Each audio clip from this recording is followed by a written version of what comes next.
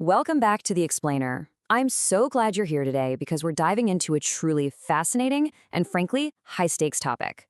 We're looking at that critical intersection between cutting-edge AI and human leadership during major emergencies. Like when the absolute unthinkable happens, who or what do we actually rely on? Let's get right into it. Here's our roadmap for The Explainer today. First, we'll look at the chaos of crises. Then, AI to the rescue, followed by the hidden risks. After that, we'll hit the human element, and finally, the future of resilience. It's quite a journey from high anxiety to the ultimate empowering answer to the crisis puzzle. Okay, let's dive into this. Section 1, the chaos of crises, navigating uncertainty and pressure. To really grasp the value of any crisis management tool, we first have to understand the wild environment it operates in. Crises aren't neat and orderly, right? By definition, they create intense uncertainty, immense pressure, absolute confusion, and info that changes by the second. Organizations are forced to process massive amounts of data instantly, all while making operational decisions with hugely significant consequences. In these moments, data isn't just a trickle, it's an absolute flood. Just picture an operational team in the first few minutes of a major incident. They are being completely bombarded. They've got incident reports rolling in from the field, emergency calls ringing off the hook, conflicting social media updates going viral, automated sensor alerts flashing, live media coverage spinning up evolving narratives, and multiple surveillance feeds playing all at once. The pressure just compounds with every single incoming alert. And that brings us to the real crux of the issue. You see, the challenge isn't getting the information. It's processing that massive information overload. As a decision maker, staring at this mountain of incoming data, you have to ask, what's actually accurate? What matters most right this second? And exactly what actions should we prioritize? Under extreme pressure, this kind of overload can totally derail human performance.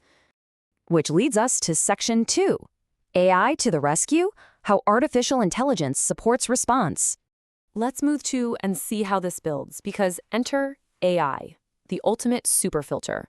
When you drop AI into a crisis environment, it takes on the heavy lifting of organizing all that chaotic data. Step 1, it rapidly processes and summarizes the incoming reports. Step 2, it instantly spots emerging patterns across all those totally different data streams. And Step 3, it highlights the critical anomalies that need human eyes right away. Essentially, it takes pure noise and turns it into structured situational awareness. But the support doesn't stop at just sorting data. AI brings incredibly specific operational perks to the table. We're talking about optimizing resource allocation, running predictive models to see where an incident might spread next, and doing complex risk forecasting. It can also handle real-time mapping, analyze massive crowds, monitor infrastructure, and trigger automated alerts. Best of all, AI can spot those weak signals or developing risks that a stressed-out, exhausted human mind might easily miss. Ultimately, when it's used correctly, AI is a profoundly powerful support tool. It massively reduces the administrative burden and boosts operational visibility. Honestly, it's a real game changer for decision-makers fighting the clock, extreme fatigue, and constantly changing conditions. Let the AI handle the data sorting so the human team can focus 100% of their attention on the critical priorities. But it's not all perfect. Section 3, the hidden risks, the limitations of automation. Listen to this stark warning straight from our source material. Crisis environments also expose the limitations of AI. Think about that. The exact same chaotic environments that make AI so incredibly useful are also what can cause it to fail spectacularly. Let's systematically break down these vulnerabilities because they're a big deal. First up, data quality. AI systems absolutely depend on the data they ingest. During a fast-moving incident, that info could be wildly incomplete, totally inaccurate, or even deliberately manipulated. Second, system reliability.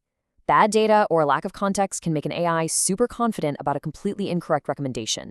And third, external threats. We're living in a world of weaponized misinformation, deepfakes, cyber disruptions, and communication hacks designed to trick both the AI and the operational team. So, the crucial point is this. Relying too heavily on automation without human verification creates monumental risks. If bad data or a slick deepfake fools the AI and you blindly trust its recommendation, the consequences during an emergency could be, well, disastrous. In high-pressure situations, human oversight doesn't become obsolete, it actually becomes more critically important than ever. And that perfectly sets up Section 4, the human element. Why leadership cannot be outsourced. When we put them side by side, the boundaries become really clear. AI provides raw speed, operational visibility, and takes away that administrative headache. But humans? We provide the ethics, the judgment around risk tolerance, and the heavy weight of true accountability. Because despite all our amazing tech advances, AI simply cannot replace human leadership. Why? Well, because crisis management is inherently human. It's about navigating deep ambiguity and weighing complex ethical considerations. It means making incredibly tough calls when the consequences are totally uncertain. Plus, you have to understand rapidly changing human behavior, something a machine just cannot intuitively grasp. Operational leaders have to prioritize lives, communicate with real empathy, and bear the responsibility of their choices. The tech supports the awareness, but humans own the decisions and the consequences. Moving on to our final section, Section 5, the future of resilience, combining tech and human judgment. Looking ahead, AI is absolutely going to become more integrated into crisis response. We're heading straight toward predictive, automated, and hyper-connected smart operational centers. But this shift is being watched very closely. Essential governance and research frameworks are coming out from major players like the National Institute of Standards and Technology, who developed an AI risk management framework, as well as the World Economic Forum, FEMA, and the European Union Agency for Cybersecurity. They're all intensely studying human factors and AI governance to make sure we strike the right balance. Now, what's really interesting about this is how it totally redefines our end goal. Technology alone doesn't create resilience. True resilience isn't just some technological achievement. It's a vital, intricate combination. It relies so heavily on people, training, adaptability, and organizational culture. It's the perfect marriage of cutting-edge technology supporting unparalleled human judgment, steadfast leadership, and rock-solid operational preparedness. Artificial intelligence is completely reshaping how we process info, spot risks, and coordinate under intense pressure. But it all comes back to a deeply human core, which leaves us with a lingering thought to consider. When technology manages the data and supports the operations, but people still have to make the final critical decisions that matter most, who truly holds the ultimate accountability in the automated age? It's a massive ethical question, and one we're going to be navigating for years to come. Thank you so much for joining me for this explainer. Keep asking those hard questions, and I'll catch you next time.